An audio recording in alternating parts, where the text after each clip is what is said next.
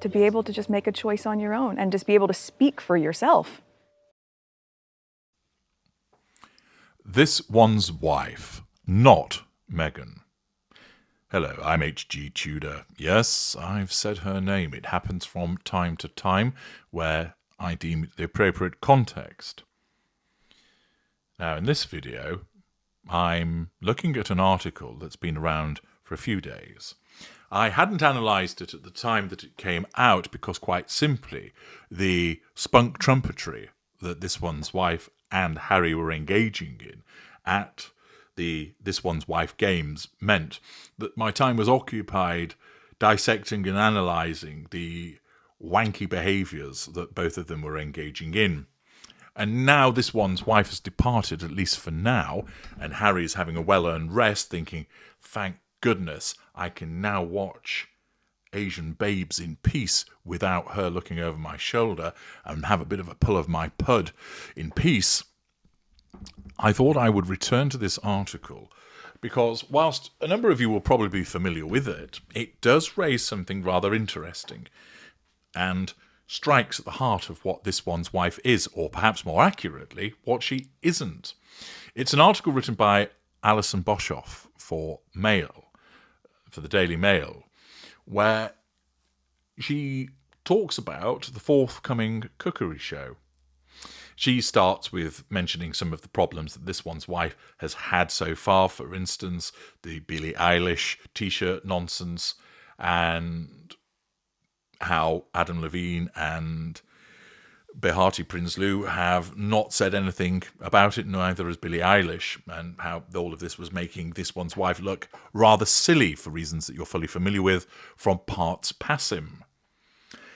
But Boshoff goes on to write, we're only a few weeks away from the delayed launch of her Netflix TV show with Love Meghan. Nobody seems to be paying attention to the social media of her associated lifestyle merchandising brand, American Riviera Orchard. American Riviera Orchard still has only 598,000 followers on Instagram, against 1.7 million for this one's wife's personal account, has been embarrassingly affected by a rejig in the app's format as it appears on some accounts. The grid, which once proclaimed American Riviera Orchard Monty Shit Show in swirling gold script, now reads Amen Riviera Charred onto sit. And in a further cause of consternation for the Duchess, who fiercely protects the privacy of her children, her old friend, the activist and journalist Gloria Steinem, has accidentally shared a clear image of both Archie and Lilibet. And that's the photograph that many of you will have seen, where Lilibet seems to be sporting her own veneers in a rather strange picture. She then goes on also to talk about the South Park Worldwide Privacy Tour, the Vanity Fair publishing an unflattering profile of the couple, and with the future of the Netflix deal up in the air, it seems that this one's wife is pinning her hopes on a lifestyle show to claw back some popularity. To that end, with Love, this one's wife doubles as a PR exercise. Well, of course, it's facade management, and aims to convince the audience of her saintly qualities as a friend. Her close pal, non-intimate secondary source Abigail Spencer, a former co-star on Suits, so in actual fact somebody she worked with, who appears on the series, has spoken about this one's wife's heart-song magical thoughtfulness, whatever the fuck that means, and it can be revealed that this one's wife is the theme of the show. Another friend, charity founder Kelly McKee Zaffan, has also talked on Instagram about the magic that is this one's wife. A select few have been able to see a preview of the series, and one told Boshoff that a wand has certainly been waved over this one's wife's tricky public image. The source said, I think the most interesting thing about it is seeing the pains she takes to give absolutely no offence.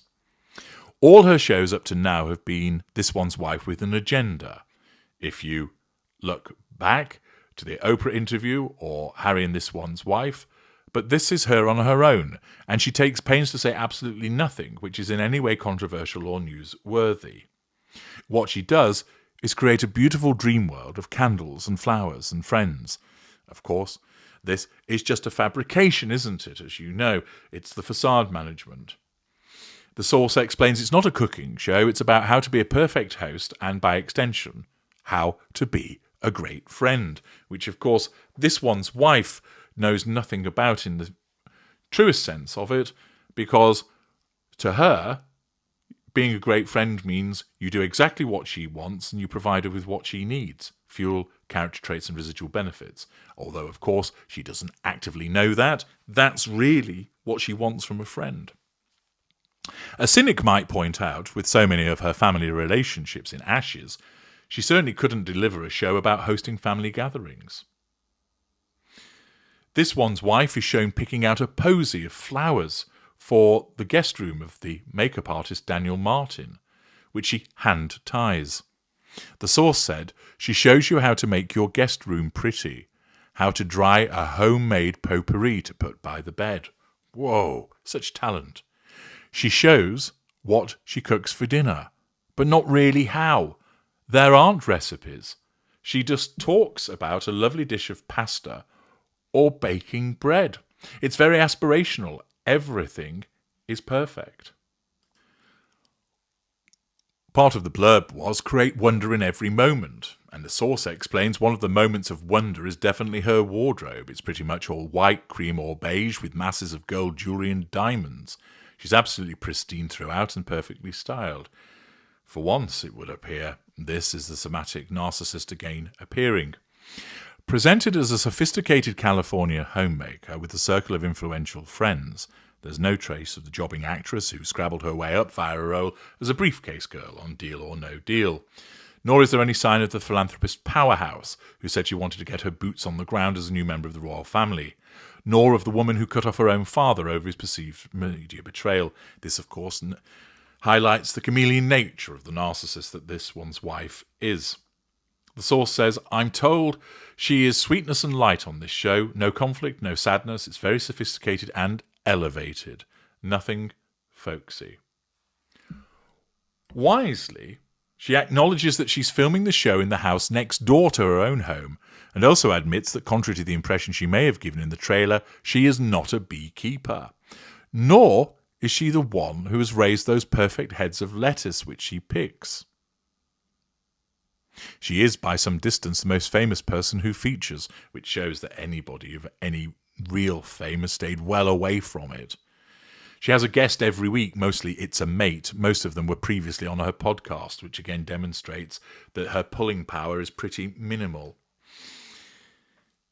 Apparently this includes Mindy Kaling, Alice Waters, Roy Choi, Daniel Martin, Delphina Blacquier, who's married to Nacho, of course, fashion designer Tracy Robbins, who's married to Paramount boss Brian.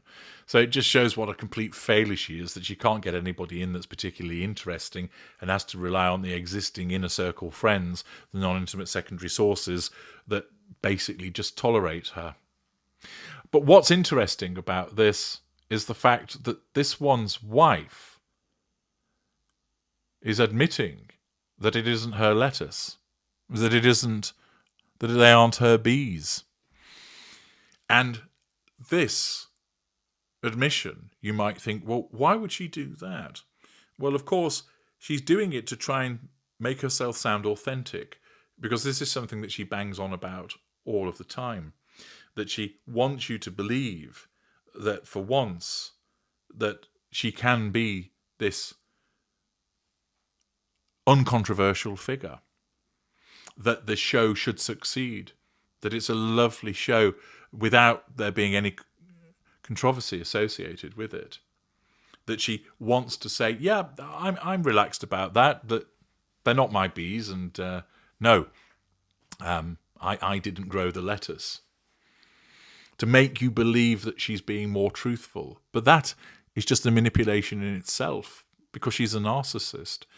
She will use the truth being they're not her bees and they're not her lettuce, in order to manipulate people into thinking that she's actually considerate and decent, when we all know that she isn't. Now, many people will not be convinced by this, but once again, it's a different tact that her narcissism is adopting in order to get to the prime aims. This time, it's the utilization of the truth. And as I've explained to you before, the narcissist can use the truth as you understand it to be, half-truths and often lies. Watch the video, The Truth, the Half-Truth, and Nowhere Near the Truth to understand more about that. But it made me think that in relation to this one's wife saying, no, those aren't my bees, it's not her bees, and it's not her lettuce, what else is it a case of not this one's wife? It's not her lettuce, it's not her bees, it's not her jam, it's not her recipes, it's not her house, it's not her cooking, it's not her hair, it's not her teeth, it's not her clothes, it's not her friends, it's not her content, it's not her interviews, it's not her quotations, it's not her speeches, it isn't her anecdotes.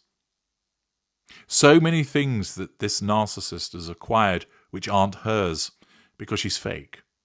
So many things that have been acquired from other people by virtue of the prime aim of character trait acquisition because she fabricates.